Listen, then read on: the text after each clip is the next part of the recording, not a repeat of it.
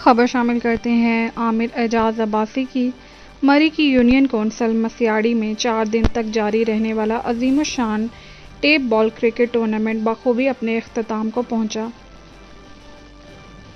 Tournament में कुल 24 teams ने हिस्सा लिया। टूर्नामेंट का फाइनल टीम फ्रेंड मसियाड़ी और टीम गहल यूनाइटेड के माबेन खेला गया।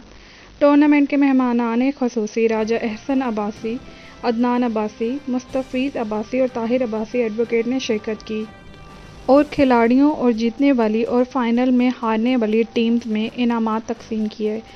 टूर्नामेंट इंतज़ामिया राजा छोटू अब्बासी, मुजद्दद अब्बासी, अदीब अब्बासी, तोक़ीर अब्बासी को तमाम मेहमानों, शायकीन और खिलाड़ियों ने शानदार इवेंट मुनक्किद करने पर मुबारकबाद भी दी।